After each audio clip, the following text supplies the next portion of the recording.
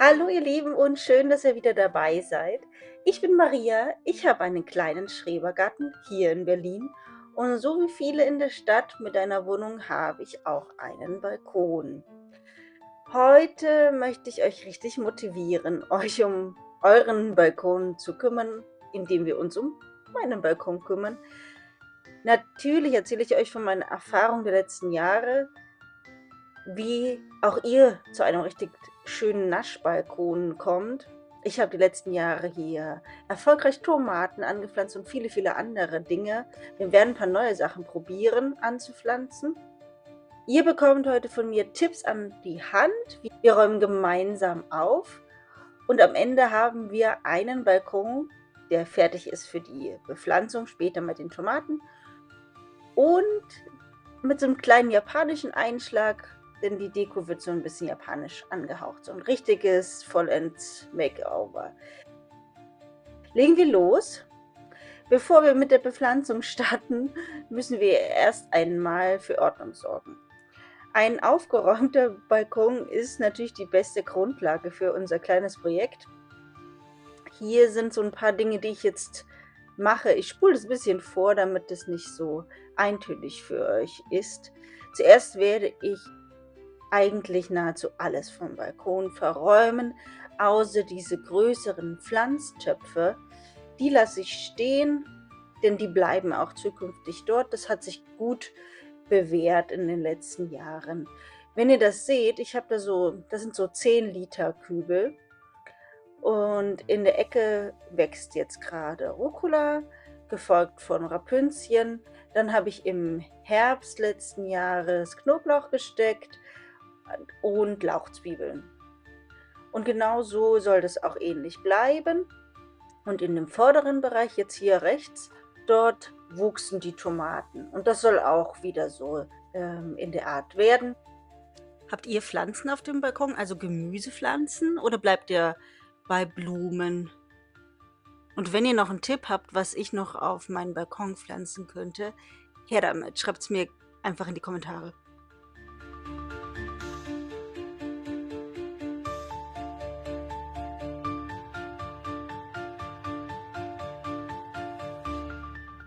So, die eine Hälfte ist geschafft, jetzt folgt noch die zweite Hälfte.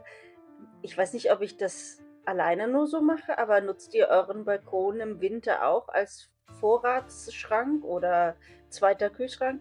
Ich habe hier noch so einige rote Beete und Rotkraut und Getränke draußen stehen. Generell lagern wir gerne auch Getränke, die wir im Haus nicht haben wollen, auf dem Balkon. Aber es hat sich jetzt doch schon ein bisschen was angehäuft. Das muss jetzt alles nach drinnen getragen werden, denn der Teppich, der gehört auch einmal in die Waschmaschine. Da ist so einiges im Winter ausgekippt an Wasser und Blumenerde und hier sind mir sogar diese ganzen kleinen Perlite ausgekippt und es ist auch noch die Beleuchtung von Weihnachten an dem Balkon. Das muss ich alles noch schön verräumen und wieder ordentlich in den Keller bringen. Dank übrigens allen, die bei der letzten Community-Befragung mitgemacht haben, ob ihr euren Balkon schon fit habt. Na ja, jetzt habt ihr Motivation loszulegen. Der Balkon ist jetzt leer, es fehlt nur noch der Teppich. Und jetzt kann man ganz gut erkennen, wie ich die Pflanzen auf meinem Balkon arrangieren werde.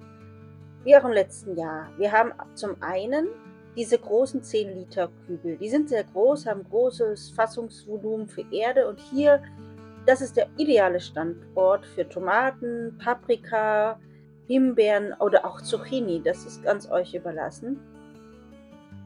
Als nächstes haben wir dann die Balkonkästen. Die sind perfekt für Kräuter, für Salate, kleinere Salate wie Rucola, alles was sehr flach wurzelt und was auch nicht so schlimm ist, wenn es durch die hohe Sonneneinstrahlung mal etwas austrocknet. Und es kann ganz schnell passieren, dass im Sommer es sehr, sehr vertrocknet, selbst wenn man jeden Tag gießt. Eins ist klar, je größer der Topf oder sogar ein kleines Hochbeet auf dem Balkon steht, umso mehr Nährstoffe und Wasser können gespeichert werden und umso weniger anfällig sind dann auch die Bepflanzungen für eine kleine Schwankung, wenn man mal nicht sofort gießt. Als nächstes muss ich natürlich meinen Pflanzkasten ausputzen. Hier sind noch all die Dinge, die mehrjährig sind oder die ich gerade noch letztes Jahr gesteckt habe drin, aber hauptsächlich Kräuter und die habe ich noch gar nicht richtig runtergeschnitten. Das mache ich jetzt noch und dann fülle ich den Kasten da, wo es nötig ist und da, wo ich das Gefühl habe, hier passt noch ein bisschen was rein, mit frischer Blumenerde auf, beziehungsweise ich habe mir besorgt Komposterde, die ist ein bisschen reicher an den Nährstoffen und das mische ich dann noch mit unter, damit die Pflanzen gut versorgt sind.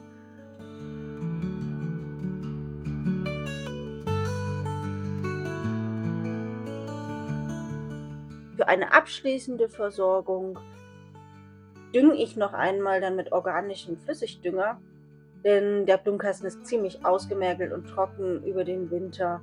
Das ist so ein kleiner Kräuterboost für den Anfang. Ja. Danke dir übrigens, dass du schon bis hierher schaust. Wenn du möchtest, lass mir doch sehr gerne ein Abo da, dann siehst du mehr von mir.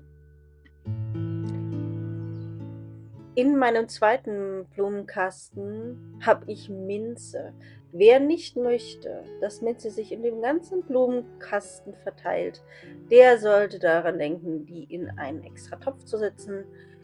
Minze ist sehr wüchsig, winterfest, das ist praktisch, kommt jedes Mal wieder, aber irgendwann, ich habe das schon ein paar Mal machen müssen, ist der ganze Kasten voller Minze und auch nur mit dem Wurzelgeflecht von Minze. Ich lasse meine jetzt noch drin. Ich habe, glaube ich, letztes Jahr einen Komplettaustausch der Erde gemacht und daher darf die jetzt noch bleiben. Daneben wächst ein bisschen Rucola und das schneide ich jetzt alles noch ein bisschen zurück. Fülle auch hier wieder mit frischer Pflanzerde, also Komposterde auf. Und zur Dekoration habe ich hier so ein paar Steinchen. Die helfen auch ein bisschen davor, dass die Verdunstung vielleicht nicht ganz so stark ist im Hochsommer.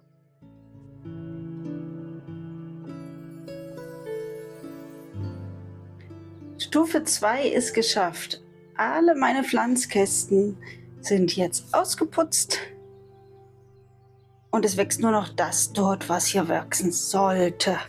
Also habe ich ein bisschen eingekürzt und gewässert. Und dann geht es jetzt weiter mit dem nächsten Schritt. Aber so schön das hier draußen aussieht, passt mal auf, wie mein Wohnzimmer gerade ausschaut.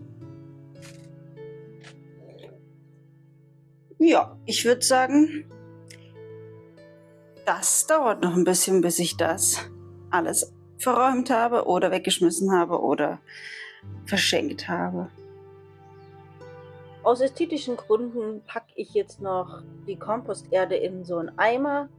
Ich finde, dann sieht es etwas hübscher aus und ich komme an die neue Pflanzerde ran, wenn ich sie brauche. So viel brauche ich jetzt nicht mehr, ich habe ja alles aufgefüllt, aber es sieht irgendwie hübsch aus, wenn das alles jetzt in dem Eimer verstaut ist. Wenn das geschafft ist, dann beginne ich jetzt den Balkon wieder einzuräumen mit den ganzen Blumenkästen, die ich über das Jahr auch für die Zimmerpflanzen brauche, mit meinem Bottich, wo die ganzen Dünger drin sind. Es sammelt sich auch immer alles auf dem Balkon, man kann es mal gar nicht fassen, was man alles hat.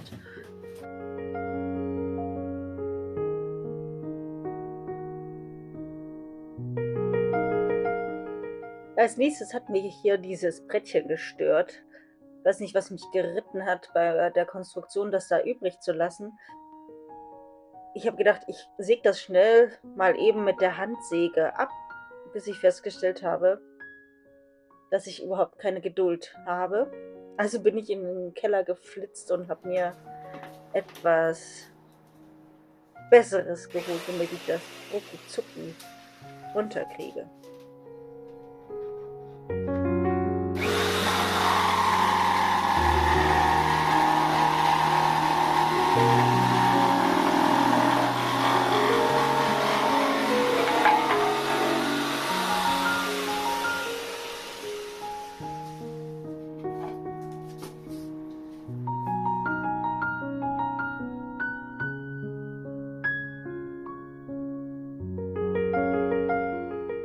Ja, und weil das Regal jetzt ein bisschen wackelig ist, habe ich gedacht, ich schraube schnell noch einen Winkel an die Wand und damit ist es etwas fester als nur mit diesem Füßchen.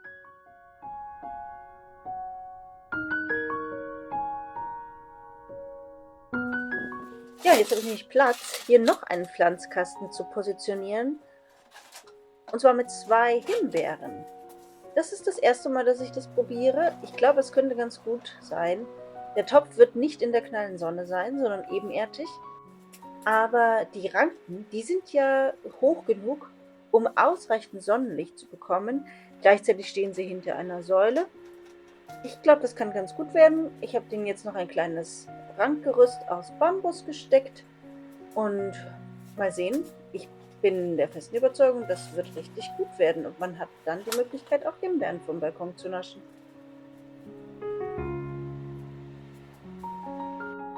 Als nächstes mache ich die vorsorgliche Planung für die Tomaten, die hier in diese Kübel kommen werden. Denn letztes Jahr hatte ich es schon ein bisschen schwer mit Rankhilfen, denn die klappen irgendwann um, weil die Tomaten so schwer werden. Deswegen habe ich vor, diesmal noch eine Leine zu spannen, wo ich die Rankhilfen noch besser verankern kann. Ich habe ja so ein bisschen Höhenangst, aber das wird schon schief gehen. Ja, und dann werde ich hier ein paar Haken anbringen, da kann ich eine Schnur spannen. Diese Schnur kann ich gleich noch ein bisschen für Deko benutzen und dann im Sommer als Unterstützung für meine Tomatenrankhilfe.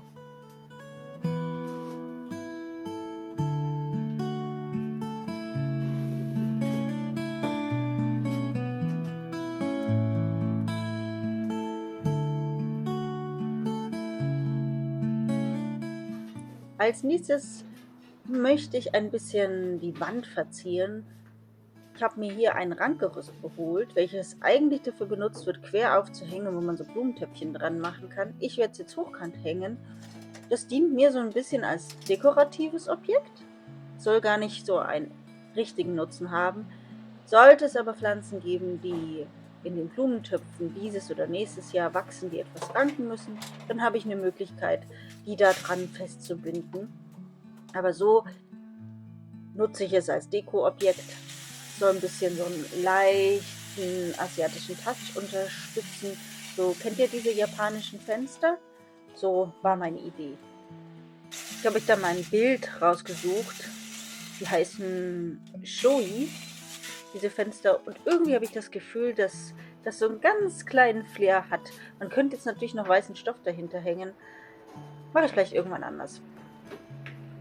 Als nächstes werde ich noch ein Utensilo an die Wand bringen, um meine wichtigsten Dinge aufzubewahren, wie die Scheren und Schaufel und Kordel und ähnliches, weil das ist etwas, was ich in der Vergangenheit nicht hatte.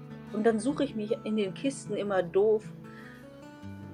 Ich habe hier einfach 2 Haken in die Wand gesetzt. Die musste ich dann noch ein bisschen aufbiegen, da ich das Drahtkörbchen sonst gar nicht eingehangen bekam. In dieses Körbchen packe ich jetzt alles, was ich häufiger für den Balkon brauche. So ein Piekser, um Löcher zu machen. Ich habe 2 kleine Messer, um mal was abzuschneiden, oder eine Gartenschere. Dann habe ich mir beim Manufaktum neulich erst eine neue Pflanzkelle gekauft. Die ist schön stabil.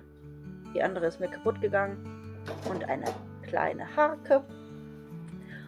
Und was ich seit Jahren beim Manufaktum kaufe, ist Pflanzdraht.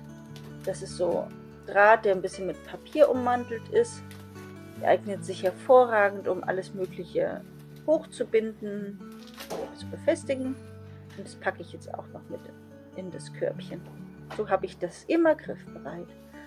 Was ich auch griffbereit haben möchte, das ist Schnur. Die habe ich mir jetzt hier so an so einen Bambusstab aufgesteckt und die kordel ich jetzt da auch noch dran. So habe ich die Schnur immer verfügbar, wenn ich sie benötige.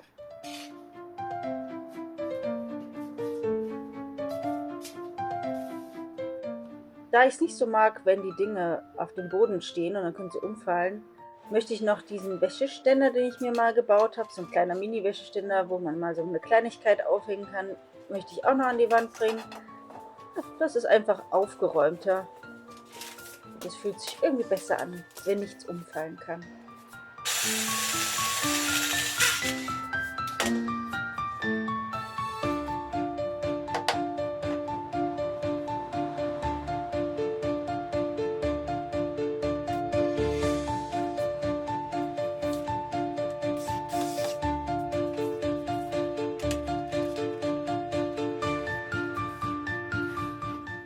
Der Teppich hat auch wieder sein Zuhause gefunden. Den habe ich in der Zwischenzeit gewaschen und in der Sonne trocknen lassen. Dann kommt mein Klappstuhl wieder raus. Der ist sehr alt. Den habe ich von meinen Großeltern mal bekommen. Der ist bestimmt aus den 50ern oder älter. Ich weiß gar nicht genau. Und natürlich darf auch ein kleines Tischlein nicht fehlen. Und jetzt machen wir noch ein bisschen weiter mit der japanischen Dekoration. Ich habe mir solche LED-Lampions geholt. Kennt jeder. Das sind diese wetterfesten, die aus Plastik sind. Die kann man auch ein bisschen mal draußen hängen. Nicht lang, die halten auch nicht ewig leider. Dann gehen die irgendwann auch kaputt und werden vom Wind und vom Wetter ein wenig zerstört. Aber ansonsten machen sie jetzt erstmal eine kleine Atmosphäre. Und die hänge ich an das Seil, welches wir ja schon gespannt haben, um die Tomaten dann Ende April hierher zu setzen oder Anfang Mai, je nachdem wie die Eisheiligen so fallen.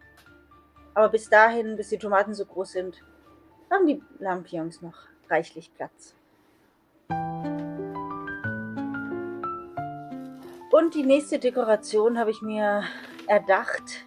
Und zwar möchte ich mir so ein Seidenmalbild basteln. Ich habe so eins zu Hause, welches sehr kaputt ist und nicht für den Balkon geeignet ist. Das habe ich mir auf dem Trödelmarkt gekauft. Und diese Art würde ich gerne adaptieren und eine kleine Tuschezeichnung machen. Denn ich habe so Aufhänger gefunden im Schrank. Das sind so Magnethalterungen. Da kann man jegliches Papier dazwischen spannen.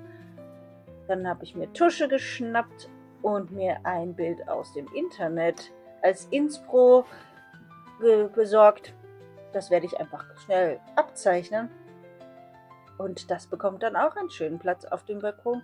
Ich hoffe, dass das dann diesen japanischen Touch noch viel, viel stärker unterstützt. Ja, lehnt euch zurück. Ich zeichne das Bild kurz. Wenn das dann getrocknet ist, dann sind wir fast fertig mit der Umgestaltung des Balkons. Ich freue mich schon wahnsinnig drauf.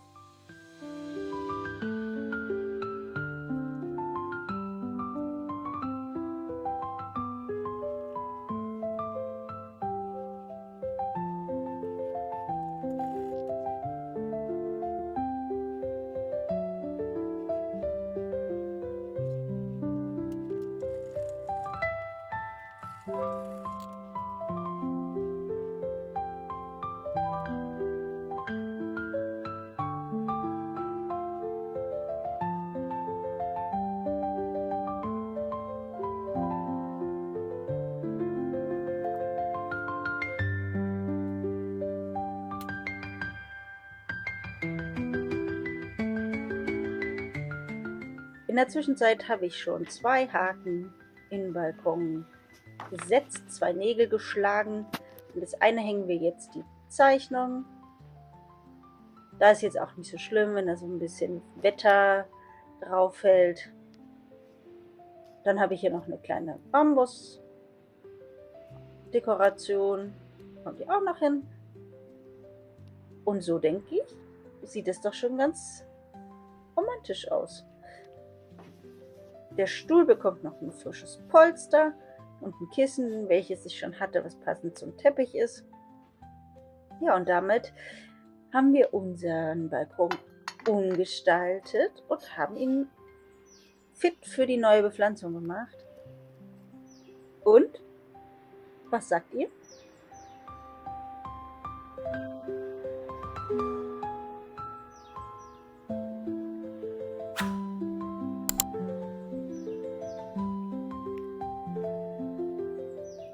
Ich danke euch ganz herzlich fürs Zusehen. Lasst wie immer sehr, sehr gerne ein Abo da. Jetzt beginnt die Gartensaison. Als nächstes werden wir bestimmt die Tomaten auspflanzen und viele exotische andere Gemüsearten und Sorten, die dann in den Garten oder auch auf den Balkon kommen. Ganz lieben Dank an alle, die mir auch einen Kommentar hinterlassen, denn nur so können wir uns austauschen und ich lerne euch ein bisschen besser kennen. Ich freue mich schon aufs nächste Mal und bis bald.